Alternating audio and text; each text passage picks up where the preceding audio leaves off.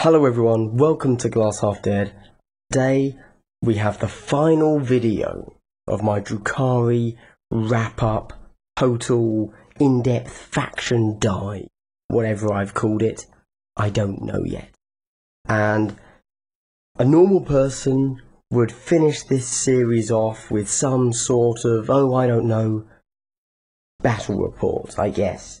But, as any of my long-time listeners will know, I have yet to have the balls to ask someone, hey, do you mind if I set up this tripod and camera and lighting system rig while we roll dice? Because that's weird.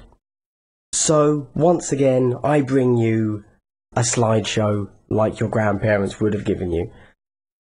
Don't worry, we can pretend that I'm doing this for a reason, and we can say, hey, you know, since it's still images, it's a highlight reel.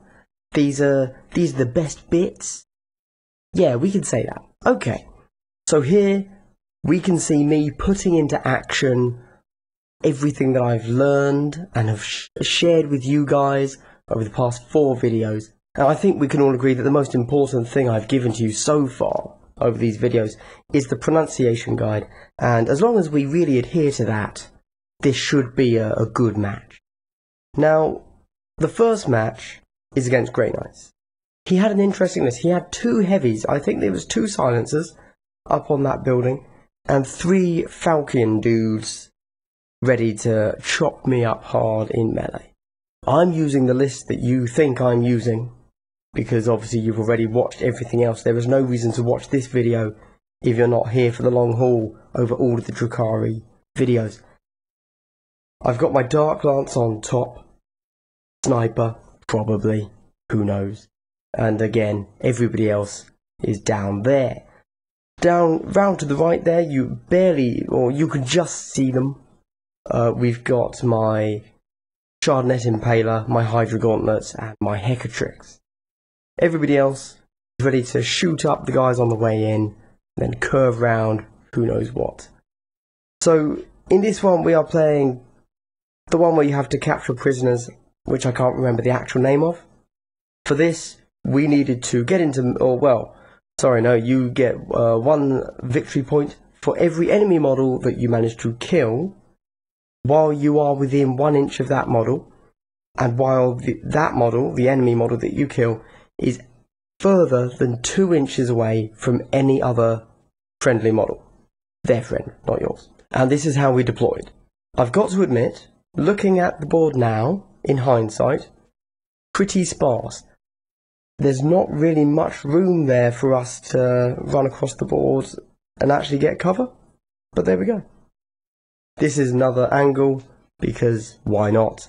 And we see there are the 3 special dudes that I said to the right there.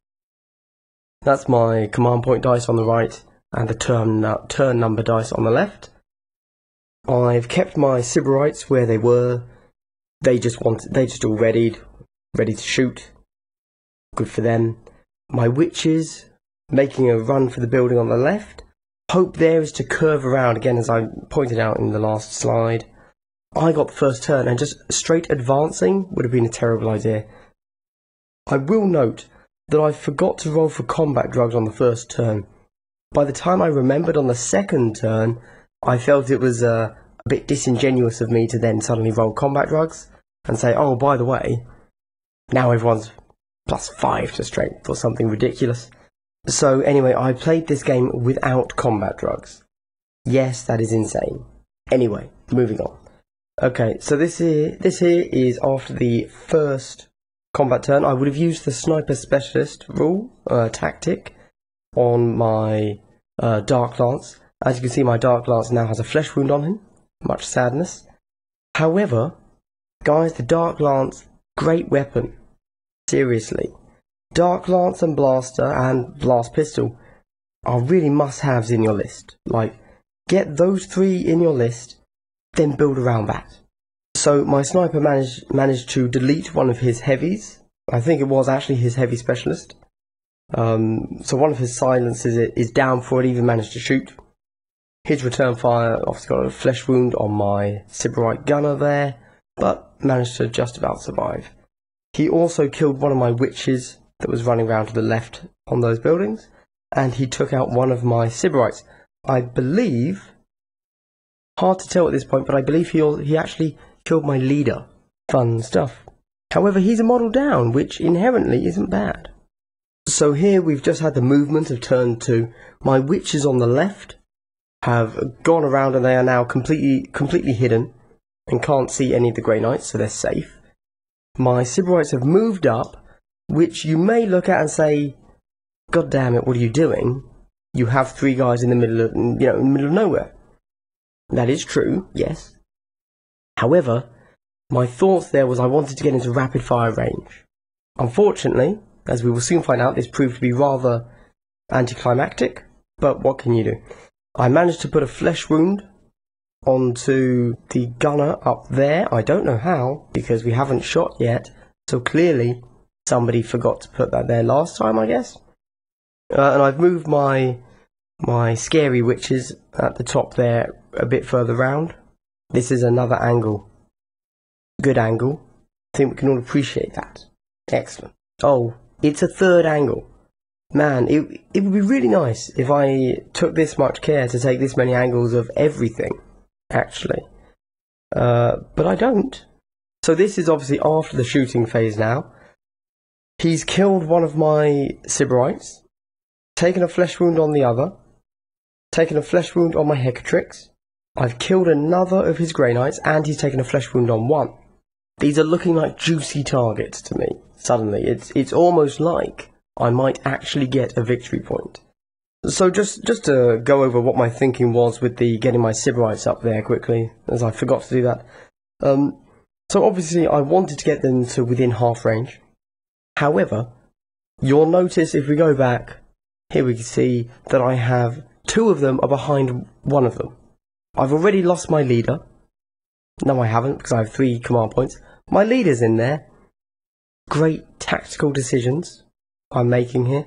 But from where they are, only one of them is actually completely unobscured. The other 2, my blaster and my leader, I guess, are unobscured. And obviously he then managed to kill the unobscured guy. Another angle. Gosh, I'm being awfully good in this game of angles. However... Oh, no, the third angle. Okay. I'm not sure it's 100% needed. Ah. Now things get juicy. Okay, so obviously we've had another flesh wound on my Sybarite there. My Hecatrix has 2 flesh wounds. They killed my Hydra Gauntlet. I did nothing in return. That's the way the dice goes sometimes. It's unfortunate, but there we go.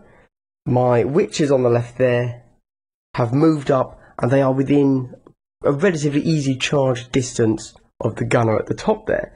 If I manage to kill him, I will get a victory point because he's further than 2 inches away from any other Grey Knight. And I believe... Yep, okay, here we see.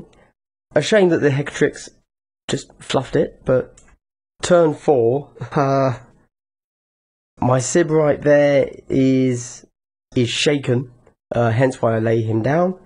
I've managed to put 2 flesh wounds on one of the Grey Knights.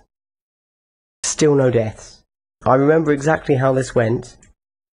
Yeah, so let's see what happened here, shall we? So this is the state of the board, and then this is the state of the board, right? We go from here, a nice healthy melee situation, to here. So let me tell you what happened, guys. He exploded in his psychic phase. Yeah.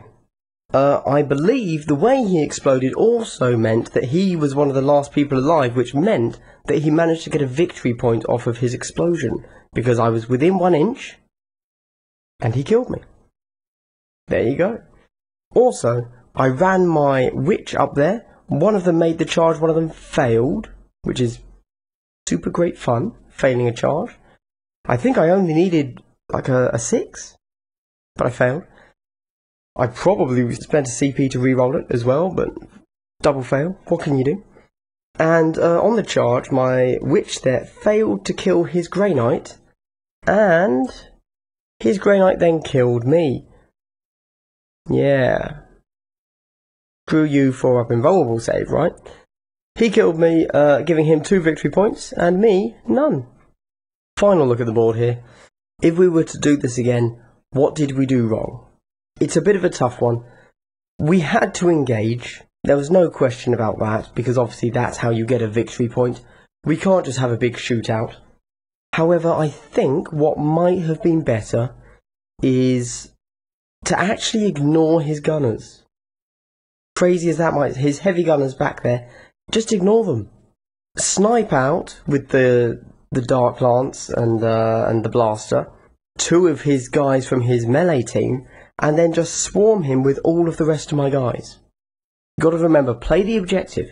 All I needed there was to get one of his guys killed, and it doesn't matter if he picks me apart from range, that means nothing. We're not playing campaign, so I don't care if people die. We're just playing kill someone while within 1 inch of them, and they're not within 2 inches of any of their friends. So if I were to play that again, I would definitely hold everybody back a bit, get all of my shooting really concentrated onto the guys that I knew he was going to be charging me with, hold my melee guys back, you know, manoeuvre them round up to the right side of the board there where my Hecatrix etc. went, that was fine, and just wait. Wait for my Dark Lance and my Blaster to have picked a few of them off, and then mass charge everyone. That, I think, would have been a better tactic. And you know what? Yeah, his gunners would have killed me. He could outgun me, fine. Those silencers are nasty. They take away my armor saves. All I needed was that 1 kill from his melee team. Here we go. This is against Tyranids. It was very late, and the local gaming store guy said that they're closing down. So we had to be out in like half an hour. So we decided to really rush through this one. We're not playing any victory points, we're just having a fight.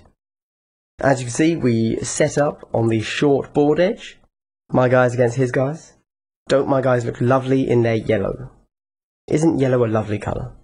Ignore the 6 on that dice. Although, isn't that a crisp looking dice? Yeah, everyone should get those. Okay, first movement, moved everybody up. His movement, he moved everybody up as well. Now, you might notice there's now a missing Lictor. He ran his Lictor all the way to the left-hand side of the board, right below that turn number dice, if you'll see that. Another angle. Oh, yeah, okay, there is his Tyranid. His Lictor. Now, he managed... I managed to shoot the Lictor, as I could see his tail. I'll be honest, guys, I'm not that much of a dick. I did say to him, you know what, it's fine, I won't shoot the tail. But he said, no, I expected you to, it's fine. I did. I got 0 wounds on him, so who cares? But don't forget, guys, that really is what the game is about.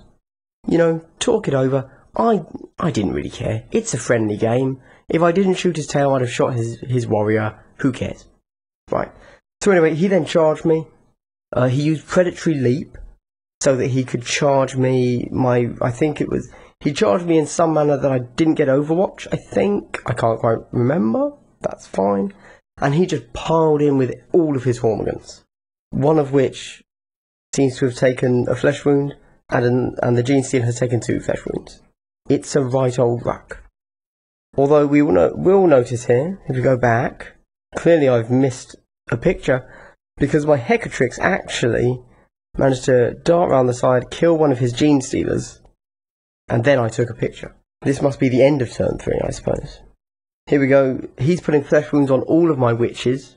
They're failing their saves, but unfortunately the guy is rolling terribly. He's just not getting any kills. 5 of my guys currently have flesh wounds. So I hope I was taking a leadership test, because I definitely needed to. Finally put a wound on his Lictor. Started now, yeah, okay, so let's look at the difference here. So his Hormigans charge me here. How many have we got? 1, 2, 3, 4, 5, 6, plus a Gene Stealer. And that's already, I've killed 1 or 2 there. After 1 or 2 turns, this is how it ends up. So 2 turns later, I've killed 5 Hormigans, and he hasn't killed any of mine. Again, they all have flesh wounds, but they were just hanging around. Honestly, Tyranids, Hormigans suck. Unless you're using them for very fast-moving guys to get onto objectives, that's fine, that's a great tactic for them. But my gosh, don't use them for combat. seriously, it's just a bad decision. At this point, I still haven't managed to put down his, I think that's his Flesh Hook, Gene Stealer, and then also his Tyranid Warrior gets into combat. He's killed one of my Sybarites, but who knows who. They all are terrible at combat. This is another angle, I think, and that's it. It was honestly just a trading back and forth to see how both of our teams fought.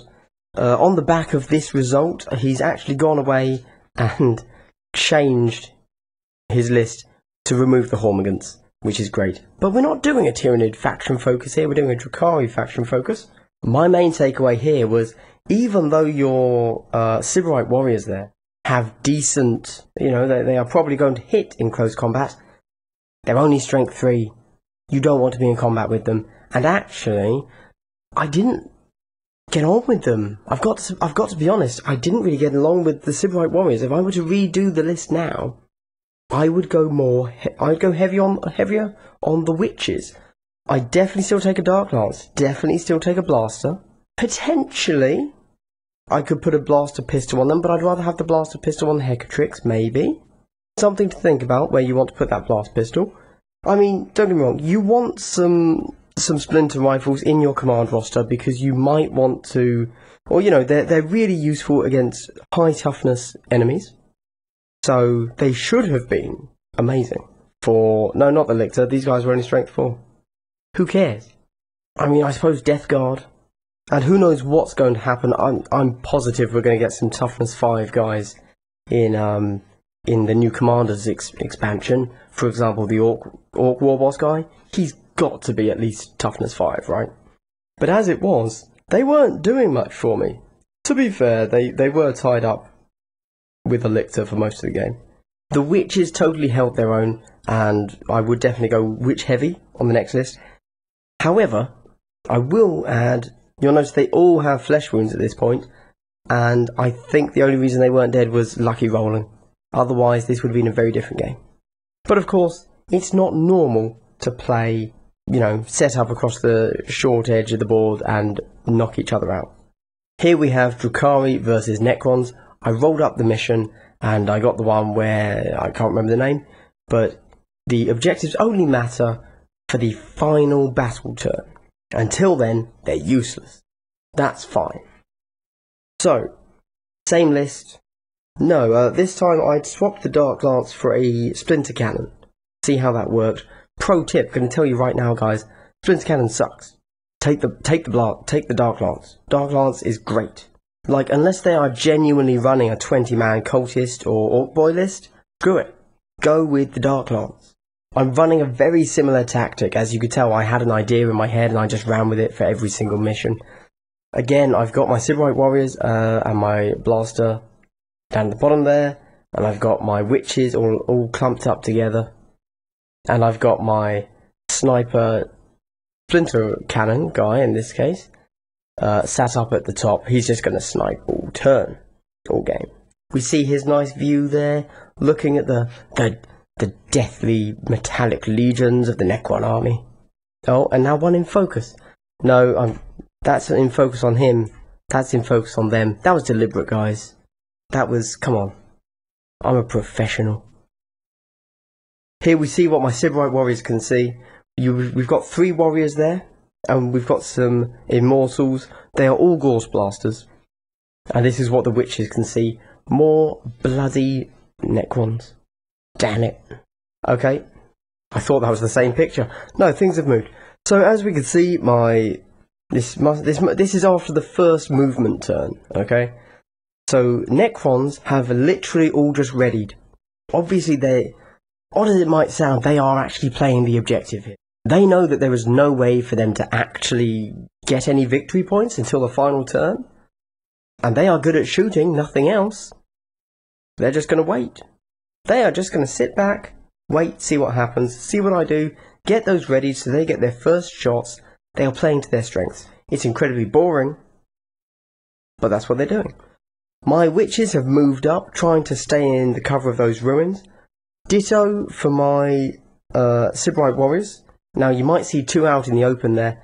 I was banking on the idea that they are staying in cover of the warriors and that the others, the Immortals, are going to be too busy shooting my sniper, who they are, of course, scared of, or the blaster, which is scary as hell. Lovely bird's eye view there. Oh, and would you look at that? Somebody actually took the time to paint those little vials, the combat drugs on them. Gosh, that's dedication, that is. What an Archon he is. Or she, I don't wish to discriminate. It was me. And here we see what the witches can see as they are slowly making their way around. Oh, we've got a video. Let's play it. Let's see what we see. The Necron Horde readied, as they do. Yep. Oh, this is cinematic as balls, guys. I'm loving it. Oh yeah, look at that dice. Covered in salt. Okay, there we go. Turn 2, we see there's been a bit of an effect with shooting. For the Necrons, not so much for Drukhari. So, hard to tell. Do we have more angles of this? Okay, so this is what they killed. They took out one witch, my leader. So this is the one that my leader died on so quickly. So the two guys that I had left completely in the open, shockingly, they didn't get ignored. Which is, I mean, one might argue that was poor tactical decisions, but whatever, guys, whatever. So those two got killed, and here we see the survivors seeing whatever it is they're seeing. The Necron Horde, they're looking very unperturbed. They're cool with it. They're just like, yeah, okay, man. The witch is cowering. Well, I wouldn't say cowering, but they are concernedly sitting there. Necrons, we got a flesh wound on one. Nice. And a flesh wound on the other there. Oh, sniper there. They have a clear line of fire there. I mean, it's obscured. So here we've moved up the Sybarite to make sure I'm within 9 inches so that we can finally hit without bloody -2 to hit. And also within rapid fire range, obviously, of my splinter rifle there. I believe the reason I moved up that far was because actually instead of shooting into these warriors that I was just not killing, I was going to go for a kill on the Immortal to the blaster's left. Witches have finally made a charge. Thank God. You know that's when things are going to start to go right. But you'll also notice that actually only one of them is in combat. I believe another one of them failed their charge, and then the rest just moved up. Advanced, I think, because that's all they could do. Also, from the looks of it here, kind of looks like they wouldn't actually be able to get around the original charging witch. So, yeah. And it looks like the Hydra Gauntlets is the one that charged. That's a good decision. And our trusty Splinter Cannon sniper there, overviewing the delightful Deathworld with Ruins landscape, and watching his men go to the slaughter. Something happened here. I'm pretty sure... Oh, okay, so this is our blaster. Yes, I know it's a shredder model. Stay with me here, guys. I'm proxying. And the Sybarite warrior next to him died. And nobody else seems to be dead there.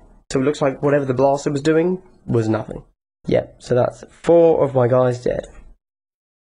The blaster, he's just looking. Hasn't killed anyone. We're back at the witches. I don't know why. Nobody's moved. Okay. Okay, now there's some action with the witches. Here's what we're talking about. So obviously we were approaching around where we may have to consider scoring. The Necron player has moved up onto the objective, so he's playing the objective. Me, not liking that notion, attacked. Also, obviously, it's great that he moved out for me because I needed to be on the objective, and I needed to kill him. So it's a bit of a win-win. But nobody's dead yet. It looks like they charged and then just kind of stood there. That hasn't changed in this picture. I remember something happening here. I believe either the witch at the bottom left or the Hecatrix there actually went for a charge as well and failed it. Even at that distance. Even at that... Oh, man. That's when you know you need to throw the model away. Just get a new one. Here is my trusty blaster. Still hasn't killed anyone. Good job you, bro. Good job you. That's the way the dice go sometimes. That Necron Immortal is looking very intimidating. I'll admit that. Here we have our final videographic picked evidence of the battlefield. Yes, that's it. It's looked a bit brutal for the Drukhari. I mean, yeah, it hasn't been terrible, but they haven't killed a single model yet. All of the Necrons are alive. Now some things have happened here. We can't see it, but the blaster has finally made a kill. Yes, excellent. Good job, good job. However, in return for that valiant kill where the blaster did exactly what he was designed to do, we noticed that one of the witches, you know, Mrs. Flail Hydra Gauntlets, that's the word, is suspiciously absent from this picture, because she was killed in combat by a Necron Immortal. Yeah. I mean, I know that we can always just say, them's the dice, and them's are the dice. Well noted, everyone. However, kinda sucked. I'm gonna be honest with you. Kinda sucked. To fluff for 1 or 2 turns, and then get one punch man by the blue Immortal there. That's just me doing a close-up of my shame. Of the shame of the witch cult. The shame of the witch cult. It sounds like a good novel, actually. I'll start penning it. That can be the subtitle for the novel. The Failed Hydra Gauntlet. Oh, yeah. So, right. So, because I have lost 1, 2, 3, 4, 5 members of my team, and I have flesh wounds on a 6th, my squad is only 11 dudes, and that means I have to roll a leadership check. And that is a genuine roll. I didn't place those. Yeah, I double sixed it. And this is a lovely final view of our sniper there, who, by the way, was terrible. Yeah, I should have taken a blaster. Then at least his shots would have done something. As it is, sorry, not a blaster, Dark Lance. As it is, the Splinter Cannon did nothing. I got, throughout the whole game, and he fired every turn, throughout the whole game, he got a single flesh wound on one of the Immortals, and that's it. Super disappointing. And anyway, then I double sixed my my leadership check, and on this particular mission, if you break, that's it, you're done. And that's it. So let's back out. Here we go. How could I have played this mission differently? So when you're thinking Drukhari, again, you've got some decent shooting there. They're not bad at shooting, and they're very good at hitting. You know, hitting on 3s. And they also have pretty good melee. So let's look at the obvious screw-ups I made. Having my leader and a Cavalite warrior out in the open. What was I thinking? I don't know. Anyway, shouldn't have done that. They would have actually been better off just hanging at the back. You know, even if they were only getting 1 shot a turn. You know, 1 shot a turn at over half range and at an obscured enemy. They're still hitting on 5s. That's not the worst. But I was thinking, oh, I'd really like to get into half range so that I get that the double tap on the rapid fire there, and I also get under half range, so I'm not having a -1 to hit. But obviously that didn't work. With the witches, I mean, obviously I lost horrendously, but I actually think I played the witches okay in this one. They moved up, they all advanced, got behind cover, and then they went for the charge. Only managed to get one of them in, and it was a long charge there. It's a good 9 inches, I believe. But I don't think I'd have played that differently. I think that was the smart decision. With that said, it would have been very interesting to see whether or not that would have actually been any different had I just gone straight towards the enemy, screwed the cover, and just said, right, I'm going for it.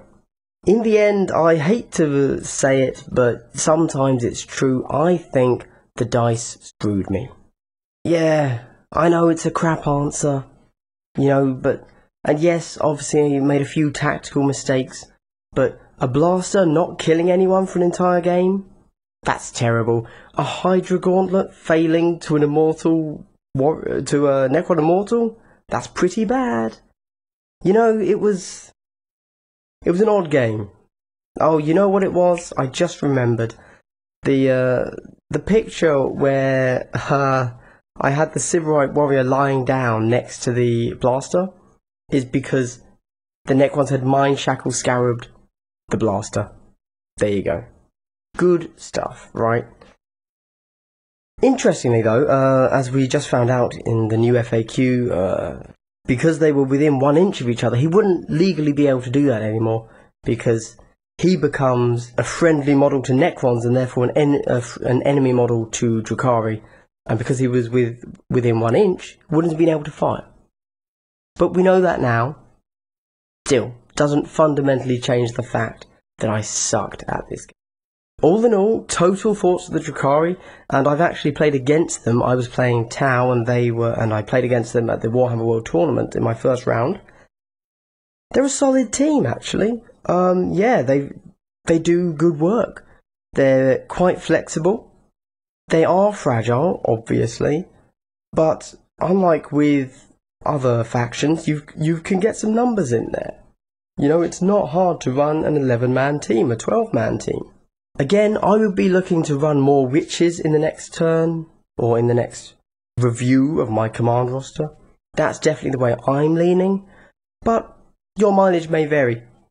However, my definite tips are, in your command roster, you want a Dark Lance and a Blaster, and multiple ways to get a Blast Pistol in there. You might even want to actually consider getting a Blast Pistol on both a Hecatrix and a Sybarite leader, whatever his name is. That's going to work, that's going to get good stuff done.